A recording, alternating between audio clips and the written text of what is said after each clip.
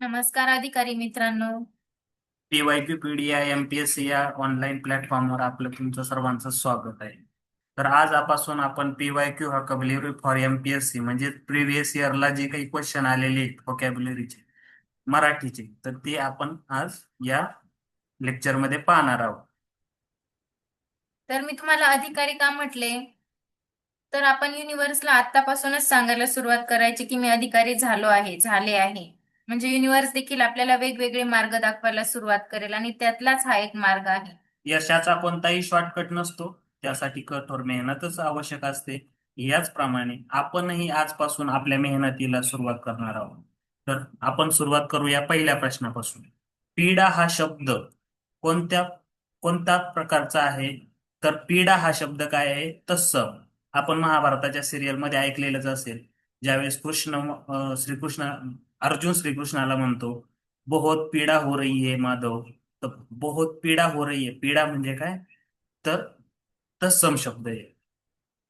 जो शब्द संस्कृत मधून मराठीमध्ये त्याच्या मूळ धातूमध्ये बदल न होता जसाच्या तसा आलेला असतो, तर त्याला काय म्हणायचं? तत्सम शब्द म्हणायचं. तर पीडा हा शब्द कोणता झाला? तत्सम. तद्भव शब्द म्हणजे काय? जो मूळ शब्द असतो तो ज्याचा मूळ शब्दाचा अर्थ मराठीमध्ये आल्यानंतर बदलतो, तर त्या शब्दाला काय म्हणायचं? तद्भव शब्द म्हणायचं. तर आपला पुढचा प्रश्न आहे, गरुड या शब्दाला गरुड या शब्दाचा समानार्थी शब्द कोणता नाही? तर आता कोणता नाही हे विचारलेलं आहे त्यांनी. तर विहंगम ह्याचं उत्तर आहे. विहंगम म्हणजे काय? तर पक्षी. तर हे तीनही शब्द गरुडाचे समानार्थी शब्द आहेत. खगेंद्र म्हणजे खगांचा राजा, द्विजराज म्हणजे दोनदा जन्म देणाऱ्यांचा राजा आणि वैनतेय म्हणजे विनताचा पुत्र म्हणजेच गरुडाचा पुत्र. विनता म्हणजे गरुडाची आई. तर गरुडाचे आणखीन काही शब्द आपण बघूया, जसे की विष्णू वाहन, खगेश्वर. तर खग म्हणजे काय? तर पक्षी म्हणजे खगेश्वर. पन्नगिरी. हे झाले गरुडाचे आणखीन काही समानार्थी शब्द. खगेंद्र, द्विजराज, वैनतेय, विष्णुवाहन, खगेश्वर, पन्नगिरी हे झाले गरुडाचे आणखीन काही समानार्थी शब्द. तर आता पुढचा प्रश्न आहे की खालीलपैकी कोणता शब्द हा देशी शब्द नाही? तर आपल्याला सगळ्यांनाच माहिती आहे, धोंडा, घमेलं, बाजरी हे काय झाले? देशी शब्द झाले. आणि डोके, डोके हा शब्द काय आहे? तर देशी शब्द नाही. त्या प्रश्नाचं उत्तर काय आहे? डोके. डोके हा कोणता शब्द आहे? तद्भव शब्द आहे.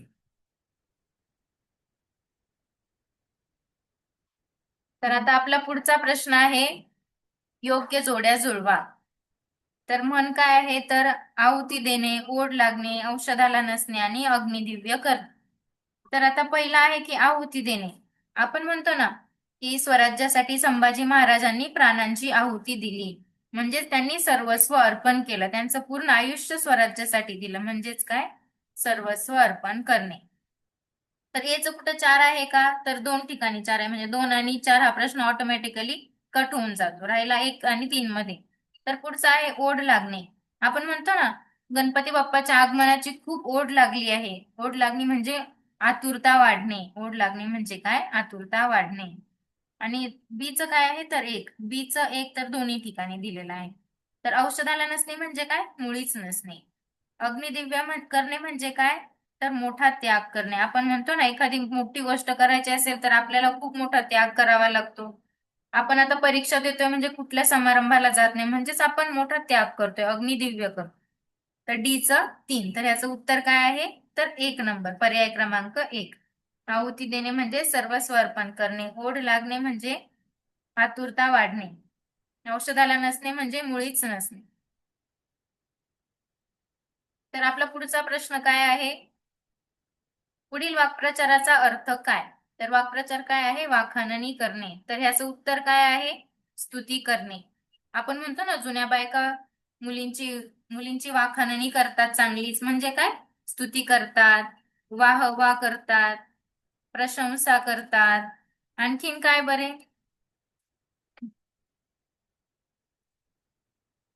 नावाजणे म्हणजेच प्रशंसा करणे. म्हणजे सगळे समानार्थीच आहे सगळे, की स्तुती करणे, वाहवा करणे, प्रशंसा करणे आणि नावाजणे. तर याचं उत्तर काय आहे? फक्त ए बरोबर आणि बाकी सर्व चूक. पर्याय पर्याय व्यवस्थित बघत जायचे. इथं फक्त ए बरोबर घ्यायचा आहे आपल्याला. तर पर्याय क्रमांक 2. पुढील वाक्प्रचाराचा अर्थ काय? अंगाची लाही लाही होणे. अंगाची लाही होणे म्हणजे काय? रागाने बेभान होणे. अंगाची लाही होणे म्हणजे काय? रागाने बेभान होणे. जबाबदारी टाळणे हा याचा समानार्थी वाक्प्रचाराचा अर्थ नाहीये. सर्व बाजूंनी संकटे येणे हा पण नाही आणि शेवट करणे हा पण नाहीये. तर या प्रश्नाचं उत्तर काय आहे? रागाने बेभान होणे. पुढचा प्रश्न आहे पोबारा करणे. पोबारा करणे म्हणजे काय? पळून जाणे. पोबारा करणे म्हणजे काय? पळून जाणे. आपण नाही म्हणत का की चोराने चोरी केली आणि चोर पोबारा झाले. पोबारा झाले म्हणजे काय? पळून गेले. म्हणजे धोका दिसताच चोर पोबारा झाला, पळून गेला, सोडून गेला किंवा संबंध तोडले, पळून गेला, निघून गेला, म्हणजेच पोबारा करणे. तर याचं उत्तर 3 आहे. पुढचा प्रश्न वाक्प्रचार आणि त्याचा अर्थ यांच्या योग्य जोड्या जुळवा. सुपारी देणे. आपण काय करतो लग्नाच्या समारंभामध्ये वाजंत्र्यांना काय करतो? सुपारी देतो. डीजे वाल्याला काय करतो? सुपारी देतो. म्हणजे काय? आमंत्रण देणे. याचं काय झालं? 4. याचं 4 एकाच ठिकाणी आहे. पर्याय क्रमांक 1 मध्ये. म्हणजे हा काय झाला आपला उत्तर दिलं. तरी पण आपण पुढचे बघूया. दिवा विझणे. दिवा विझणे म्हणजे काय? मृत्यू येणे किंवा मरण येणे. तुरी देणे म्हणजे काय? अक्षरशः फसवणे. बेगमी करणे म्हणजे काय? खूप धनसाठा करून ठेवणे. तर या प्रश्नाचं उत्तर काय आपलं? 1 नंबर. पुढचा प्रश्न समाजातील दुष्ट प्रवृत्तीचे लोक या शब्दासाठी कोणता शब्दसमूह आहे? तर समाजातील दुष्ट प्रवृत्तीचे लोक त्याला काय म्हणतो आपण? समाजकंटक. जे समाजासाठी काय असतात? घातक असतात. त्यांना आपण काय म्हणतो? समाजकंटक. अवर्णनीय. अवर्णनीय म्हणजे काय? ज्याचे वर्णन करता येत नाही असा अवर्णनीय. आणि स्वामीनिष्ठ म्हणजे काय? मालकाशी ज्याची पूर्णपणे निष्ठा असते त्याला काय म्हणतो आपण? स्वामीनिष्ठ. तर या प्रश्नाचं उत्तर काय आहे? समाजातील दुष्ट प्रवृत्तीचे लोक म्हणजे काय? समाजकंटक. पुढचा प्रश्न वेदांश कोणत्याही प्रश्नाचे तात्काळ उत्तर देतो. म्हणजे काय झाला? तो खूप हजरजबाबी मुलगा आहे. वेदांश हा कसा आहे? हजरजबाबी मुलगा आहे. वेदांश हा कोणत्याही प्रश्नाचे तात्काळ उत्तर देतो. अकबराच्या दरबारामध्ये बिरबल हा कसा होता? हजरजबाबी होता. म्हणजे काय झालं? तात्काळ उत्तर देणारा. अष्टपैलू म्हणजे काय? सगळ्या गोष्टींमध्ये परिणित असणारा अष्टपैलू. अष्टपैलू खेळाडू आपण भरपूर वेळा ऐकलेला असेल क्रिकेटमध्ये. जो बॅटिंग पण चांगली करतो, बॉलिंग पण चांगली करतो आणि फिल्डिंग पण चांगली करतो. बुद्धी प्रामाण्यवादी. बुद्धी प्रामाण्यवादी म्हणजे काय? जो एखादं प्रमाण दाखवण्यासाठी त्याच्या बुद्धीचा योग्य प्रकारे उपयोग करतो त्याला काय म्हणतो आपण? बुद्धी प्रामाण्यवादी. गोपाळ गणेश आगरकर हे कसे होते? बुद्धी प्रामाण्यवादी होते. आणि संशोधक. संशोधक म्हणजे काय? ज्याची बुद्धी ही शोधक असते त्याला काय म्हणतो आपण? संशोधक. पुढचा प्रश्न पुढील पैकी सामासिक शब्द कोणता? वनामध्ये जाऊन केलेले भोजन म्हणजे वनभोजन हा काय झाला? एक सामासिक शब्द झाला. या प्रश्नाचं उत्तर काय आहे? वनभोजन. तर झोपाळू, कमलदान, सायकल हे काय आहे? साधे शब्द आहेत. या प्रश्नाचं उत्तर वनभोजन. पुढचा प्रश्न खालीलपैकी सिद्ध शब्द कोणता? सिद्ध शब्द म्हणजे काय? मूळ शब्द. आता आपण पर्याय जर बघितले यश, यशस्वी, अपयशी आणि यशस्वी या सगळ्या शब्दांमध्ये काय दिसतोय आपल्याला? यश हा मूळ शब्द दिसतोय. मूळ शब्द म्हणजे काय झाला? सिद्ध शब्द. मग या प्रश्नाचं उत्तर काय झालं? यश. यश हा काय झाला? मूळ शब्द किंवा मूळ धातू. प्रश्न पुढचा अभिभाषण हा डॅश डॅश शब्द आहे. अभिभाषण. भाषण या शब्दाला काय लागलेला आहे? अभि हा उपसर्ग लागलेला आहे. भाषण हा मूळ शब्द आहे आणि त्याला अभि हा कोणता उपसर्ग आहे? संस्कृत उपसर्ग आहे. तर हा संस्कृत उपसर्ग भाषण या शब्दाला लागल्यामुळे तो काय झाला? उपसर्ग साधित शब्द झाला. तर प्रत्यय साधित भाषण. प्रत्यय म्हणजे काय? नंतर लागलं. भाषण या शब्दानंतर एखादा जर शब्द लागला असता तर त्याला काय म्हणलो असतो आपण? प्रत्यय साधित. पुढचा प्रश्न अरे रे आणि कडे ही अनुक्रमे कोणत्या अवयवांची उदाहरणे आहेत? तर अरे रे. अरे रे कोणता अव्यय आहे? केवल प्रयोगी. केवल प्रयोगी म्हणजे काय असतं अव्यय? जे फक्त वापरायचं म्हणून वापरलेला शब्द असतो. अरे रे. आता हा केवल प्रयोगी मधले अरे रे हा एक शब्द पण आहे आणि तो एक वाक्य पण म्हणून पण युज होतो त्याचा. तर अरे रे हे काय झालं, एक उद्गारार्थी वाक्य म्हणून आपण त्या उद्गारार्थी वाक्यामध्ये अरे रे हा शब्द युज केलेला असतो. तो फक्त युज करायचा म्हणूनच केलेला असतो, केवळ त्याचा प्रयोग म्हणजे करायचा म्हणूनच केलेला प्रयोग असतो. त्याचा कोणताही तो शब्द वाक्यामध्ये असल्यावर नंतर मग कोणताही फरक पडत नाही, किंवा नसल्यानंतरही कोणताही फरक पडत नाही. तो फक्त यूज करायचा म्हणून केलेला असतो, म्हणून त्याला काय म्हणायचं, केवळ प्रयोगी. आणि तर हा कोणता, आणि हा काय झाला, उभयान्वयी. उभय म्हणजे काय, दोन. उभय म्हणजे काय, दोन. दोन वाक्यांना जोडणारा किंवा दोन शब्दांना जोडणारा जो शब्द असतो त्याला काय म्हणायचं, उभयान्वयी शब्द. आणि कडे. कडे हा काय झाला, शब्दयोगी म्हणजे शब्दाला जोडून येणारा शब्द. तो माझ्याकडे रागाने बघतोय, माझ्याकडे. माझ्याकडे हा काय झाला, त्यातला कडे हा काय झाला, शब्दयोगी, जो माझ्या या शब्दाला जोडून आलेला आहे, म्हणून तो काय झाला, शब्दयोगी अव्यय झाला. तर या प्रश्नाचं उत्तर काय आपलं, 2. तर आपला पुढचा प्रश्न काय आहे, तर अंबुज या शब्दाचा समानार्थी शब्द काय आहे. तर आता आपण पहिलं बघूया अंबुज. तर यातला अंबू म्हणजे काय, तर पाणी. अंबुज म्हणजे पाण्यात जन्मलेला. तर पाण्यात काय येतं, तर कमळ. म्हणजे कमळ या शब्दाचा समानार्थी शब्द आहे अंबुज. तर त्याचे आणखीन कोणते समानार्थी शब्द आहे, तर याचं उत्तर आहे सरोज. तर याला आणखीन समानार्थी शब्द कोणते, नीरज, राजीव, पंकज, पद्म. तर हे सगळे कमळाचे समानार्थी शब्द आहेत. तर अंबुज म्हणजे काय, सरोज, कमळ, पाण्यात जन्मलेला. आणि याचा अंडज म्हणजे काय, तर अंड्यातून जन्मलेला. आणि मृदुल म्हणजे काय, कोमल, सौम्य. आणि अंबर म्हणजे काय, तर आकाश. अंबर कशाचा समानार्थी शब्द आहे, तर आकाशाचा. तर याचं उत्तर काय आहे, सरोज. अंबुजचा समानार्थी शब्द सरोज. कमळ, नीरज, राजीव आणि पद्म हे लक्षात ठेवायचे आहे. तर पुढचा प्रश्न आहे की प्रसन्न या शब्दाचा विरुद्धार्थी शब्द काय आहे. तर प्रसन्न या शब्दाचा समानार्थी शब्द आपण प्रथम बघूया. तर प्रसन्न या शब्दाचा समानार्थी शब्द काय आहे, तर आनंदी, खुश किंवा समाधानी. तर हे झाले समानार्थी शब्द. तर आता विरुद्धार्थी बघायचं म्हणजे तर खुशच्या विरुद्धार्थी काय येतं, खिन्न. म्हणजेच प्रसन्नचा विरुद्धार्थी शब्द सुद्धा काय होणार, खिन्न. तर प्रसन्न याचा आणखीन एक समानार्थी शब्द काय आहे, हर्ष. हा तर समानार्थी झाला, तर इथं विचारला आहे विरुद्धार्थी म्हणून खिन्न. चिडका होणार नाही आणि निराश देखील होणार नाही. तर याचं उत्तर काय आहे, खिन्न.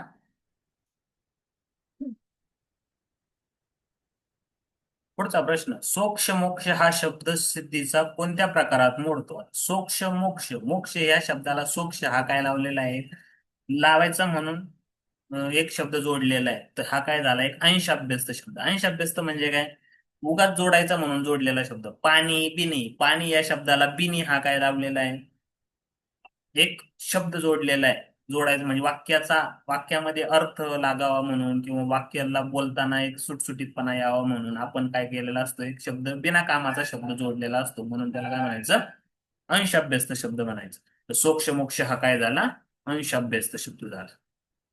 प्रश्न पुढचा, खालीलपैकी लेखनदृष्ट्या अचूक शब्द कोणता.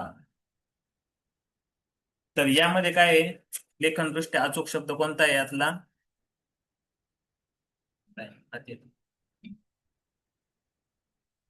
अतिथी. अतिथी हा शब्द कोणता आहे, हा संस्कृत शब्द आहे. ऍक्च्युली कोणता शब्द आहे हा, संस्कृत शब्द आहे. आता संस्कृत शब्दामध्ये जर आपण पाहिलं तर जो काही म्हणजे 2 नंबरचा किंवा 3 नंबरचा जो शब्द असतो ना, तर तो त्याची वेलांटी पहिली असते. तर अतिथी हा काय झालेला आहे, आपला संस्कृत शब्द आहे.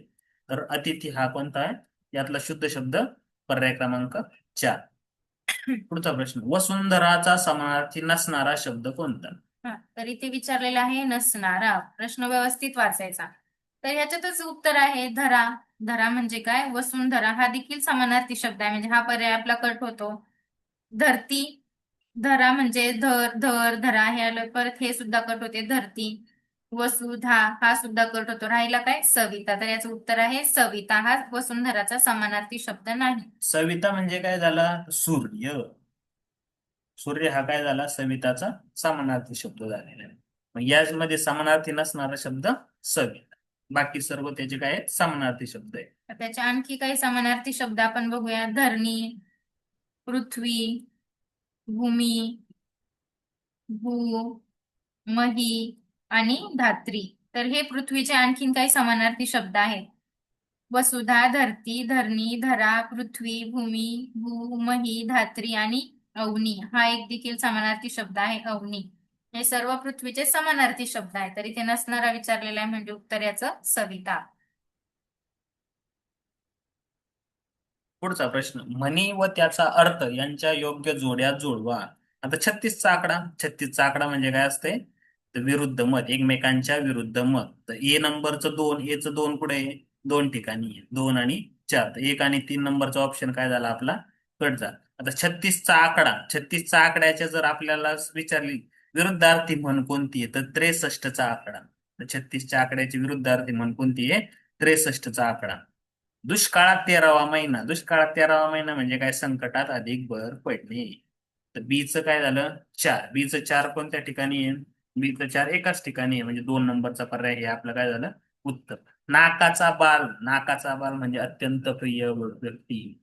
आणि नाकापेक्षा मोती जड, नाकापेक्षा मोती जड म्हणजे डोईजड. डोई जड होणे. डोई जड होणे, एखादा व्यक्ती कसा आपल्याला डोई जड होऊन जातो, तर ते काय म्हणतो? नाकापेक्षा मोतीच जड झाला. पुढचा प्रश्न, खालील म्हणींचा अचूक अर्थ सांगा. भित्यापोटी ब्रह्म राक्षस, भित्यापाठी ब्रह्म राक्षस म्हणजे काय? भित्र्या माणसांवरच संकटे कोसळतात. जे भित्रे असतात त्यांच्यावरच सारखे सारखे सारखे सारखे संकट कोसळत असतात, म्हणजे म्हणून भित्यापाठी ब्रह्म राक्षस हा काय झाला या म्हणीचा अचूक अर्थ झाला. पुढचा प्रश्न, पी हळद आणि हो गोरी म्हणजे काय? लगेच उतावळेपणा दाखवायचं.